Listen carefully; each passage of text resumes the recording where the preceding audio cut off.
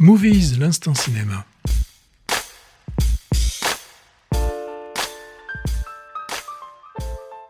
Retour sur les festivals ciné de l'été. Petit briefing sur les festivals de cinéma récents, puisque c'est une des marques de fabrique de notre émission, un des dadas de Movies. Cet été, on n'a pas chômé, puisqu'on s'est rendu à 4 rendez-vous annuels du 7e art pour engranger des munitions afin de vous parler de films qui nous ont plu quand ils sortiront plus tard. En juin, à Contis, alors bravo à toute l'équipe du ciné de cette petite station balnéaire des Landes qui se démène pour faire vivre le cinéma d'auteur dans la région.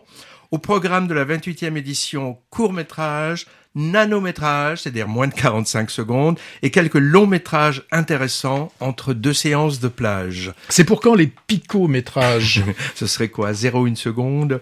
Début juillet, on est resté au bord de l'Atlantique avec le 51e FEMA. FEMA, c'est pour Festival de cinéma de La Rochelle, un des rendez-vous cinéphiliques français les plus importants pour ce qui est du nombre de films proposés et de l'affluence en spectateurs, en même temps tourné vers le passé avec des hommages et rétrospectives à Bette Davis, Sacha Guitry, Pierre Richard, Lars von Trier. Ça vous donne une idée un peu de l'éclectisme. Il me semble que celui qui était sur l'affiche n'était pas là. Il ne devait pas y avoir Alain Delon. Il n'était pas prévu. C'était l'an dernier, Alain Delon. Là, c'était Bette Davis sur l'affiche et elle n'était pas là non plus. Elle est pas... Mais aussi rendez-vous découvreurs et prospectifs, avec par exemple des focus sur le cinéma tunisien et plein d'avant-premières, du moins françaises, de longs métrages qui vont s'égrener sur nos écrans bientôt. Quelques jours plus tard, Patrick, tu te souviens, c'était les 8e vendanges du 7e art à Pauillac. Pas mal sponsorisé par les châteaux du Médoc. Oui, là, c'est là que on a vu un film assez étonnant, qui sortira bientôt. Je sais pas si tu en parles, mais non, j'en parle pas. Alors, sont venus boire un verre à Pauillac, entre autres, Noémie Lvovsky, Thierry Lhermitte, joli sexygénaire, ouais. Thierry Lhermitte. Un peu comme nous. Et le duo Toledano-Nakache, qui ont présenté leur nouvelle comédie. Prix du jury ex aequo pour 2 films, dont un dont on va parler bientôt et qu'on avait vu à Cannes. Au coréen Monster et au français le procès Goldman.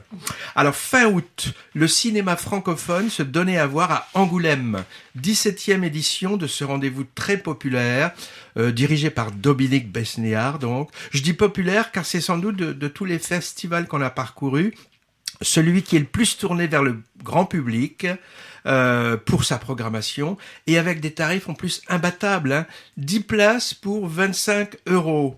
Et puis des séances gratuites en plus. Résultat, d'immenses files devant les salles. C'était impressionnant par exemple pour la séance du biopic de l'Abbé Pierre, ou encore sur celui sur Florence Artaud, qui s'appelle Flo, qui passait en avant-première simultanément dans les 11 salles du ciné CGR du centre-ville. Mais vraiment, organisation très efficace et très fluide. Et puis, Dominique Besnéard, c'est bien connu, il a un immense carnet d'adresses, donc une bonne partie du gratin du cinéma français était là. À noter, toutes les projections là-bas sont accompagnées par les auteurs ou acteurs, et beaucoup de séances comportaient un court-métrage en amuse-gueule. Il y avait un focus sur le cinéma suisse. Chaque année, il y a un pays francophone qui est à l'honneur, et cette année, c'était la Suisse, mais la Suisse romande, francophone. Et c'est là, avec un documentaire sur lui, que j'ai appris que Michel Simon, tu savais, il était helvète. Il était suisse, Michel Simon. Il a le droit. Oui, mais je savais pas. Alors j'ai vu là-bas du très bon et du moins bon. Il y a de tout dans le cinéma français et tout sort sur nos écrans, contrairement aux productions étrangères qui sont un peu écrémées. Bref, j'ai vu des vessies et des lanternes. Et en temps utile, c'est-à-dire quand les films sortiront, on laissera pisser les vessies et on éclairera les lanternes. Qu'est-ce que c'est bien Aujourd'hui, par exemple, on va parler de Vision, projeté là-bas en avant-première et en salle depuis mercredi. Alors, je retiens au moins 2 bons films à venir, vus à Angoulême. D'abord, celui de Catel qui les verrait, qui s'appelle Le Temps d'aimer, hommage à l'histoire de sa grand-mère. Alors, le jury a eu du nez, le film a eu le Valois de Diamant. C'est la palme angoumoise. On dit pas angoulémoise, on dit angoumoise. Et Vincent Lacoste, dans le rôle principal, a récolté un Valois du meilleur acteur, vraiment mérité. Et enfin, notre impayable Yolande Moreau, elle est repartie avec le Valois du scénario pour La fiancée du poète. Joli titre pour un joli film qui sort dans un mois. Alors pour moi, il y a un fil conducteur entre ces festivals, ou je dirais plutôt un film conducteur. C'est Les filles d'Olfa, long métrage tunisien émouvant, sorti cet été, et porté par un dispositif cinématographique très original où s'entrecroisent le documentaire et la fiction sur une histoire réelle impliquant 4 sœurs tunisiennes et leur mère. Alors j'ai vu ce film à Contis. La réalisatrice, c'est ça, qui s'appelle Kauter Ben Ania, elle a présenté tous ses longs métrages à La Rochelle. Et enfin, cette femme talentueuse était membre du jury de la compétition à Angoulême.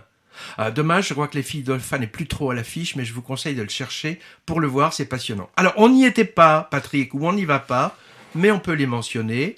Festival de Locarno ensuite, en Suisse, on distribue des léopards. Ça s'est déroulé mi-août et j'ai oublié qui a raflé les félins. Et enfin, la 80e Mostra de Venise, doyenne de tous les festivals. Là, c'est des lions qu'on donne. Elle se termine demain, le 9, et on n'y est pas. Eh non. La programmation était alléchante, mais ils étaient un peu vénères à Venise, car pour cause de grève des scénaristes et acteurs américains, il y a peu de stars hollywoodiennes qui étaient présentes. C'est pour ça qu'on n'y est pas allé, car nous, c'est people ou rien.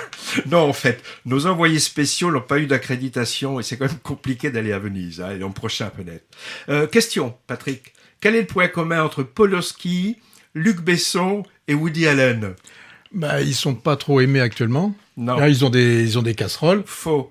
La présentation de leurs derniers films respectifs à la Mostra. Donc, c'est vrai, limite provoque quand même, qui a soulevé des commentaires acerbes.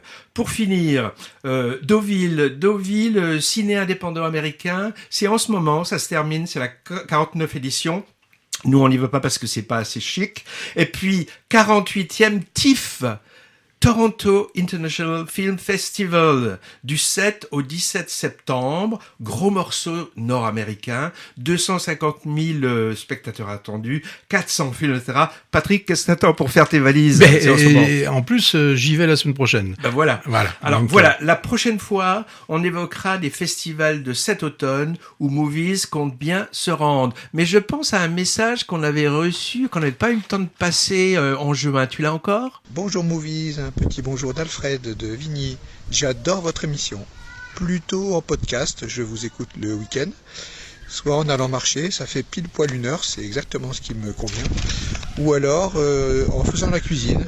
Et je suis inspiré par votre émission. Quand vous parlez du festival de Venise, je fais des pâtes. Quand vous allez à Sarlat, je fais plutôt du foie gras. Vous allez à Contis, je fais de la salade landaise. À La Rochelle, des fruits de mer ou du poisson. Et à Saint-Sébastien, évidemment, des tapas. Continuez aussi votre programmation musicale. J'adore. Longue vie à Movies. Sympa. C'est sympa ça. C'est Marco qui nous a envoyé ça.